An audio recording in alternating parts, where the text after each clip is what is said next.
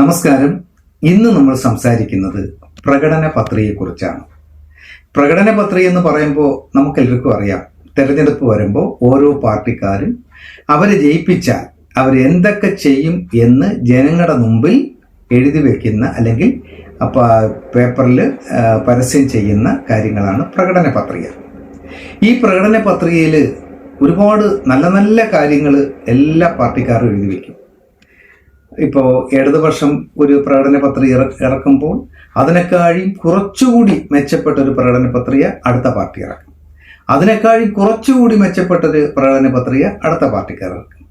യഥാർത്ഥത്തിൽ ഈ പ്രകടന പത്രിക തട്ടിപ്പാണ്. കാരണം ഈ പ്രകടന പത്രികയിൽ പറയുന്ന ഒരു കാര്യങ്ങളും കോൺസ്റ്റിറ്റ്യൂഷണൽ അല്ല, എന്ന് വെച്ചാൽ ഭരണഘടനാപരമല്ല എന്നർത്ഥം.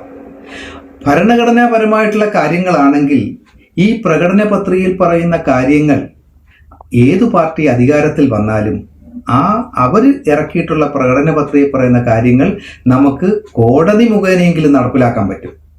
അപ്പോൾ ഈ പ്രകടന പത്രികയിൽ പറയുന്ന ഒരു കാര്യങ്ങളും നടപ്പിലാക്കാൻ നമുക്കൊരു കോടതിയെ സമീപിക്കാൻ പറ്റില്ല.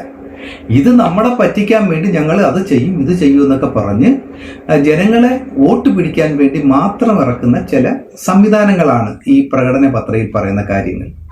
അല്ലെങ്കിൽ നമ്മൾ ആലോചിച്ച് നോക്കുക, നമ്മൾ കുറേ ബാക്കിലോട്ട് ചിന്തിച്ച് നോക്കുക. എത്രയോ വർഷങ്ങൾ ഇവിടെ പല പാർട്ടികളും ഭരിച്ചിട്ടുണ്ട്. അവരൊക്കെ പ്രകടന പത്രികയിൽ പറയുന്ന കാര്യങ്ങൾ നടപ്പിലാക്കിയിട്ടുണ്ടോ? ഭരണത്തിൽ നിന്ന് 5 വർഷം തികയാറാവുമ്പോൾ ഏതെങ്കിലും 1-2 കാര്യങ്ങൾ തുടക്കം കുറിക്കും. എന്നിട്ട് ഇതിന്റെ ബാക്കിയും കൂടെ ഞങ്ങൾക്ക് ചെയ്യണമെന്നുണ്ടെങ്കിൽ ഇനി നമുക്ക് 5 വർഷം കൂടി വേണം. ഇതൊക്കെയല്ലേ നമ്മൾ സ്ഥിരം കേൾക്കുന്നത്. അതുകൊണ്ട് തീർച്ചയായിട്ടും നമ്മൾ മനസ്സിലാക്കുക, പ്രകടന പത്രിക കണ്ടിട്ടൊന്നും ആരും പോയി വോട്ട് ചെയ്യരുത്. ഇതൊക്കെ പറ്റിപ്പാണ്. നമുക്ക് ചെയ്യേണ്ടത് നല്ല സ്ഥാനാർത്ഥികൾ. അത് പാർട്ടി നോക്കരുത്, ക്വാളിറ്റി നോക്കണം. ക്വാളിറ്റി നോക്കി നല്ല സ്ഥാനാർത്ഥികളെ നമ്മൾ തിരഞ്ഞെടുത്ത് വിടുക. നല്ല സ്ഥാനാർത്ഥികളെ തിരഞ്ഞെടുത്ത് വിട്ടു കഴിഞ്ഞാൽ നമുക്ക് നല്ലൊരു ഭരണം നല്ലൊരു ഭരണം കാണാം. അതുമാത്രമല്ല, അധികാര കസേരകളിൽ ഇരിക്കുന്നത് മന്ത്രിമാരൊക്കെ ആയിട്ട് ഇരിക്കുന്നവർ നല്ല ക്വാളിറ്റിയുള്ള ആൾക്കാരായിരിക്കും. അവർക്ക് നല്ല കാര്യങ്ങളൊക്കെ ചെയ്യാൻ പറ്റും. തീർച്ചയായിട്ടും ഈ തെരഞ്ഞെടുപ്പിൽ നിങ്ങൾ അങ്ങനെ ചിന്തിക്കുക.